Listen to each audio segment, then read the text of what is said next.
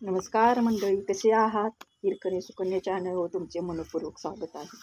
आज आपण गणेश उत्सवाचा 8वा दिवस साजरा करत आहोत. आज 8वा, उद्या 9वा, परवा 10वा. 8व्या दिवशी म्हणजेच 11व्या दिवशी म्हणजेच अनंत चतुर्दशीच्या दिवशी बाप्पा आपला निरोप घेऊन आपल्या घरी परत जात आहेत. गणेश उत्सव विसर्जनाकडे वाटचाल करू लागला आहे. तशी गणेश भक्तांचा आनंद आणखीनच वाढायला लागला आहे. या 2-3 दिवसीय सांस्कृतिक कार्यक्रमाचे आयोजन ही केले जाते. लहान मुलांचे डान्स स्पर्धा, वेशभूषा स्पर्धा, स्त्रियांसाठी रांगोळी स्पर्धा, गौरी सजावटीसाठी बक्षिसेही ठेवतात. 8व्या दिवशी नेहमीप्रमाणे बाप्पाला लाल फुले, दुर्वा, मोदक अर्पण करतात. सकाळ संध्याकाळ गणेशाची आरतीही केली जाते. काल बाप्पाने आपल्या बहिणींना म्हणजेच गौरायांना निरोप देऊन सासरी पाठवले. राहिले आता एकटे बाप्पा. ते पण आता 2-3 दिवसाची आतुरतेने वाट पाहत आहेत. 10 दिवस पृथ्वीलोकात राहून बाप्पा परत आपल्या स्वर्गलोकात पोहोचण्याची वाट पाहत आहेत. लहान मुलांना बाप्पा खूप आवडतात. बाप्पाला निरोप देताना त्यांना खूप रडू येते.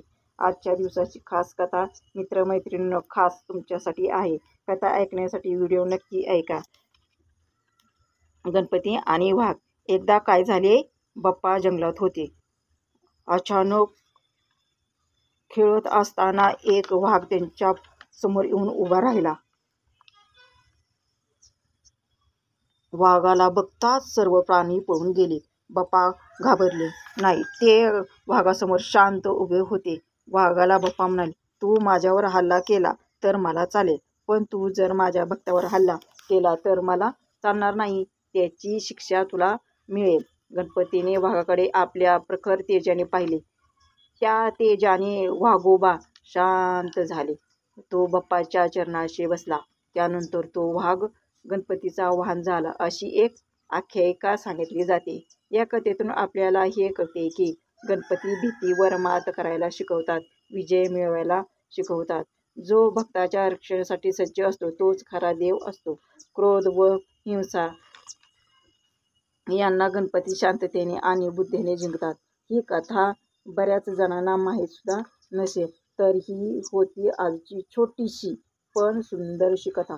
चला तर आपण 9व्या दिवशी भेटूया. व्हिडिओ जर तुम्हाला आवडला असेल तर व्हिडिओला लाईक करा, शेअर करा आणि सबस्क्राईब करायला विसरू नका.